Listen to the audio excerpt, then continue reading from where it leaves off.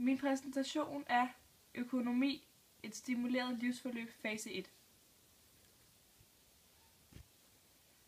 Jeg hedder Jasmin Daniel Loke og er 15 år gammel. Jeg er født 11. september 1998. Jeg går i 9. A på Ejby Skole. Jeg har en hest, som jeg dagligt er ude hos og passer. Han hedder Leonardo, og jeg har haft ham i 3 år. Mine forældre betaler for bokslejs med dyrlæge og yderligere udgifter til Leonardo. Jeg har ikke noget fritidsjob og har kun prøvet at arbejde en gang. Jeg var tjener for en aften til en privat fødselsdag. Jeg tjente 550 kroner på 8,5 timer. De penge rakte ikke langt og er allerede brugt.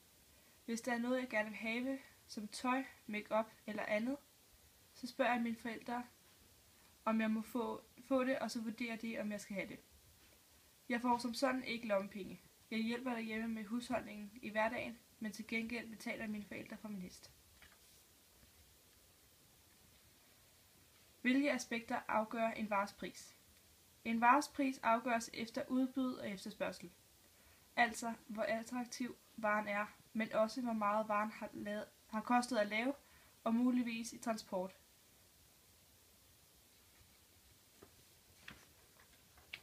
Virker alle økonomier på den måde? Ja, alle økonomier virker på den måde. Lige meget om man er tandlæge, advokat eller skraldemand, så vil den mest attraktive eller efterspurgte på jobbet næsten altid være den dyreste.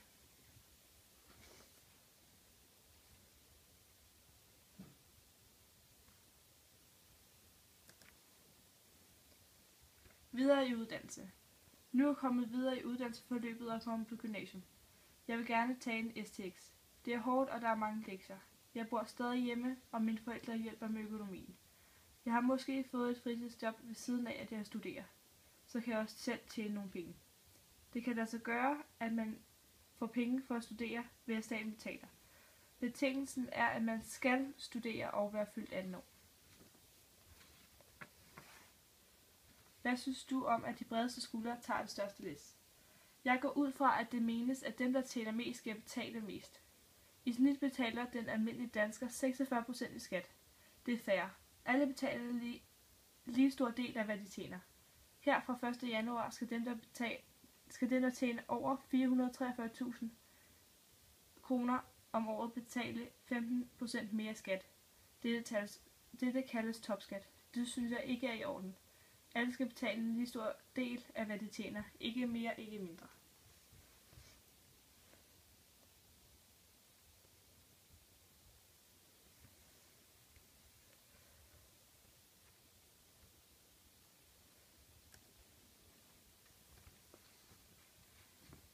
Hvorfor betaler du en del skat? Jeg betaler en del skat for, at mine børn og alle andre børn kan blive uddannet og gå i daginstitutioner.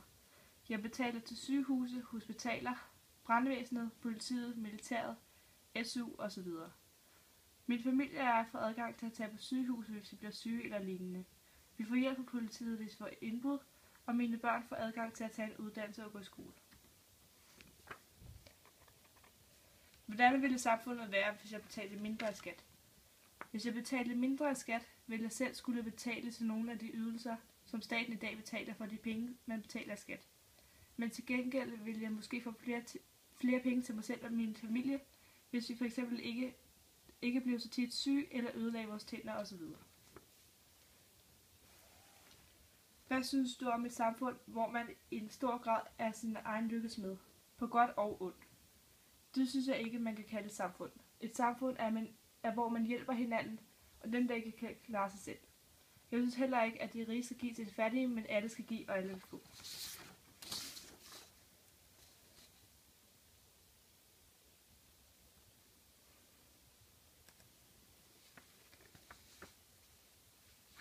Min familie og jeg i økonomisk krise. Jeg er blevet arbejdsløs, og min familie og jeg er kommet i økonomiske vanskeligheder. Vi får ikke længere indkomst 2 forskellige steder fra, men kun nu fra min mand. Det er ikke nok til at kunne forsørge en hel familie. Jeg søger om dagpenge på kommunen. Jeg får dagpenge, men det er stadig ikke nok. Vi bliver nødt til at spare og har ikke længere råd til luksuriøse goder. Der kan ikke gøres meget mere end det, end at jeg prøver at søge arbejde. Jeg får forhåbentlig arbejde og kan begynde at tjene nogle penge igen. Hvilken form for politik synes du, at samfundet skal føre i en lavkonjunktur, som vi ser nu? Jeg synes, at samfundet skal føre en politik i en lavkonjunktur, som siger, at man ikke skal betale lige så meget i skat. Hvis folk ikke betaler lige så meget skat, så skulle man gerne se en vending i samfundet, og samfundet skulle begynde at blive bedre igen.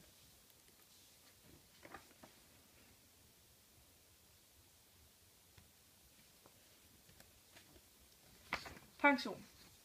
Jeg er nu blevet pensioneret og er ca. 70 år gammel. Jeg vil selvfølgelig have sparet nogle penge op til min pension, men jeg får også lidt fra staten. Jeg har som sagt sikret min alderdom ved, at jeg har lagt nogle penge til side, eller sparet nogle penge op, til at gå på pension.